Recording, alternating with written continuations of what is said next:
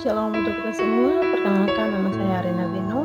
Saya kelas 1A dan saya dari Prodi Pendidikan Bahasa Inggris. Jadi di sini saya akan berkhotbah dengan judul Melayani dengan Kasih dan Integritas. Shalom, saudara-saudara yang terkasih. Hari ini kita akan belajar tentang sesuatu yang sangat penting dalam kehidupan orang percaya, yaitu melayani dengan kasih dan integritas. Mengapa saya katakan ini penting? Ya, karena banyak orang itu bisa melakukan pelayanan, tetapi tidak semua orang melakukannya dengan hati yang benar. Ya, banyak yang bisa memberi waktu dan tenaga, tetapi tidak semua dapat melakukannya dengan kasih dan kejujuran. Yesus sendiri memberikan teladan yang luar biasa, dan dalam Markus 10 ayat 45 dikatakan bahwa karena anak manusia juga datang bukan untuk dilayani, melainkan untuk melayani. Jadi Yesus datang ke dunia untuk melayani. Ini berarti setiap pengikut Kristus kita dipanggil untuk hidup dalam semangat pelayanan, untuk melayani Tuhan dan sesama dengan hati yang tulus. Pertama, relevansi dengan kehidupan kita. Dalam kehidupan kita sehari-hari, ya kita semua sebenarnya sedang melayani. Ya, orang tua melayani keluarga, guru melayani murid, pekerja melayani perusahaan, pelayan gereja melayani jemaat, bahkan siapapun yang memberi bantuan kecil kepada seseorang, sebenarnya dia juga sedang melayani. Tetapi kenyataannya dalam kehidupan modern yang serba cepat dan penuh tekanan ini, pelayanan yang kita lakukan ya bisa terasa sebagai beban. Ya, ketika kita melakukan pelayanan ya terus menerus, kita merasa ini membebani kita, ini sepertinya berat, terasa berat dan membuat kita merasa sulit untuk melakukannya. Ya, kita juga bisa kehilangan kasih karena lelah.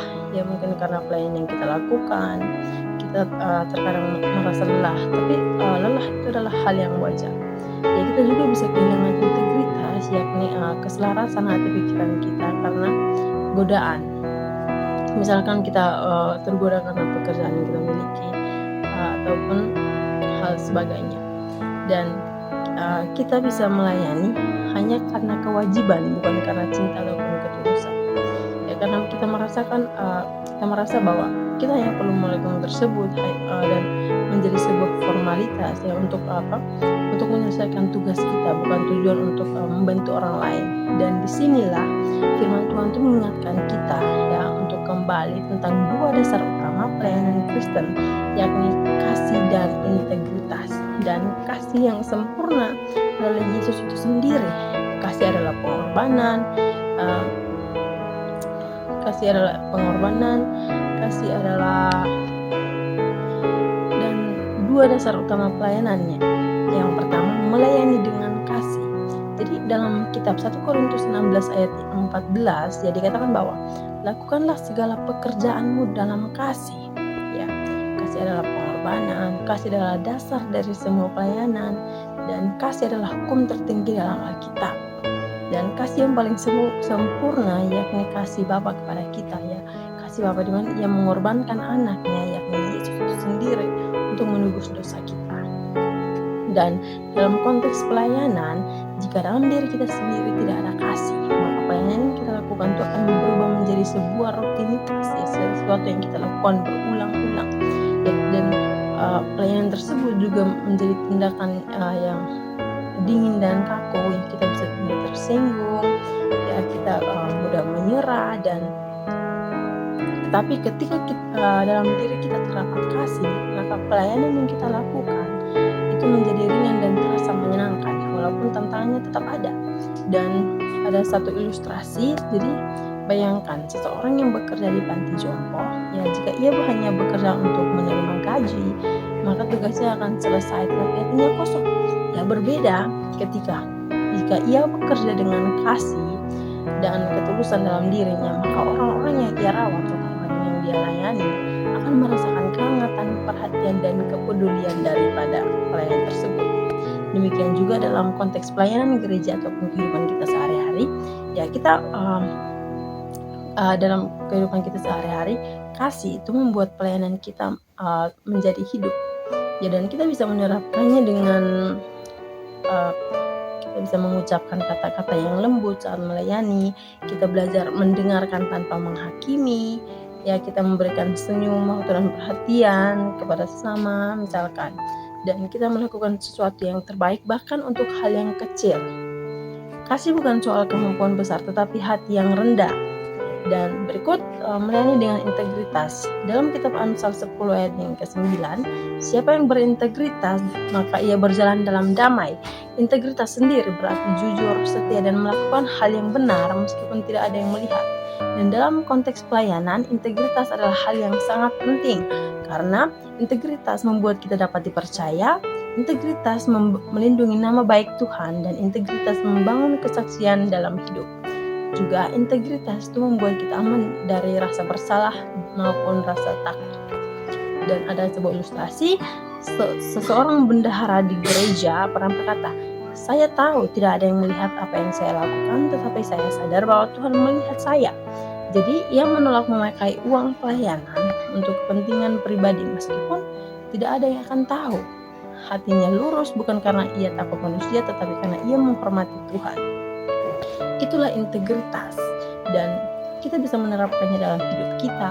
Misalkan kita jujur dalam hal uang, misalkan kita ditempatkan dalam satu institusi misalnya, dan kita dipercayakan untuk bekerja dalam divisi yang mengatur tentang keuangan, dan di situ kita harus dapat mengontrol diri kita, mengontrol keinginan kita untuk melakukan hal yang tidak benar, misalkan korupsi, karena itu adalah hal yang buruk. Dan juga kita bisa tepat waktu dan bertanggung jawab atas pekerjaan yang kita dapatkan. Ya, kita bisa menepati janji pelayanan dan kita tidak menggunjing ataupun merusak reputasi orang lain, dan kita melakukan hal benar meskipun tidak ada yang memuji. Dan integritas adalah fondasi yang kuat yang membuat pelayanan kita menjadi lebih baik. Dan berikut ada tantangan dalam melayani, dan yang pertama adalah motivasi yang bercampur ego. Ya, motivasi yang bercampur ego, dimana kita itu melayani, kita melakukan tindakan pelayanan hanya untuk terlihat hebat dan dipuji oleh orang.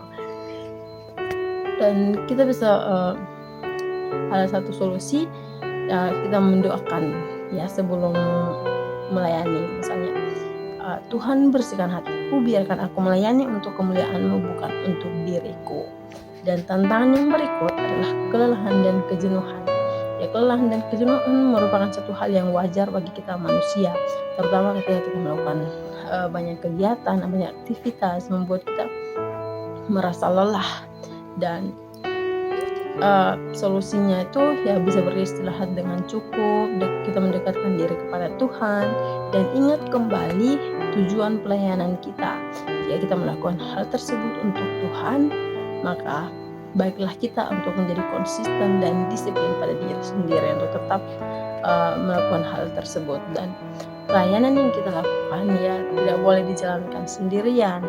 Ya, jika ada partner, maka yang kita lakukan, kita bisa berbagi tugas. Misalkan satu melakukan ini, satu melakukan ini, agar tugas yang kita dapat ya tidak terlalu berat sehingga kita tidak terlalu merasa lelah ataupun capek.